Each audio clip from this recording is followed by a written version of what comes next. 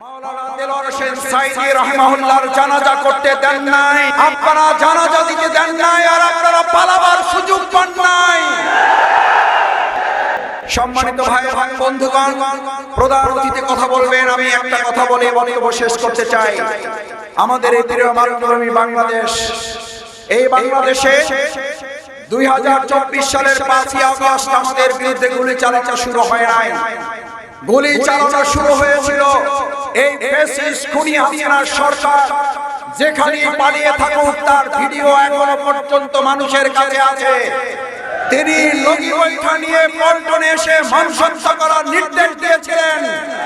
2006 সালের 28 অক্টোবর সাপের মতো পিটিয়ে আমাদেরকে যারা হত্যা করেছেন, বিচারের কাজ করে না নেওয়া পর্যন্ত দেশের মানুষ থামবে না।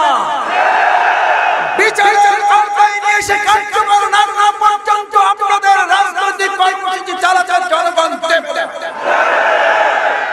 কারণ আপনারা শুধু আমাদের সন্তান, আপনারা শুধু আমাদের বাড়ির ঘরের ভিতরে থাকা নবজাতক, তাদেরকে হত্যা করে খেলতে হন নাই।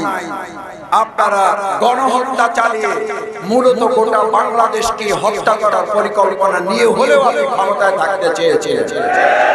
শুধু তাই নয়, বাংলাদেশের মানুষ ভিডিও দেখেছে আপনি আপনার পছন্দের কোন একটা রাষ্ট্র থেকেও গোয়েন্দা সংস্থা এবং সেখান থেকে বাহিনীকে নিয়ে এসে বাংলাদেশের সাধারণ মানুষের গণ আন্দোলনকে আপনি রুখে দিতে চেয়েছিলেন, পারেন নাই।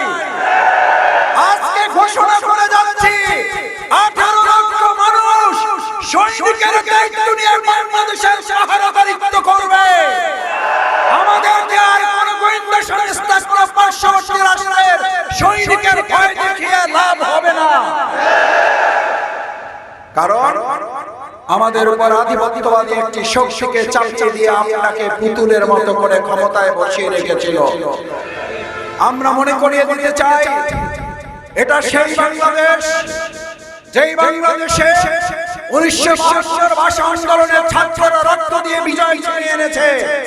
এটা সেই বাংলাদেশ 71-এর স্বাধীনতা যুদ্ধ দেশের ছাত্র জনতা বিজয় ছিনিয়ে এনেছে। এটা সেই বাংলাদেশ 90-এর গণঅভ্যুত্থানে ছাত্র জনতা বিজয় ছিনিয়ে এনেছে। এটা সেই বাংলাদেশ 2024-এর 5ই আগস্ট আমরা বিজয় ছিনিয়ে এনেছি। আগামী দিনের যে কোনো ষড়যন্ত্র মোকাবেলায় তরুণ যুবকেরা জনতা হাত তুলে দেখাও, প্রয়োজনে জীবন দেব, ষড়যন্ত্র মোকাবেলা করা হবে।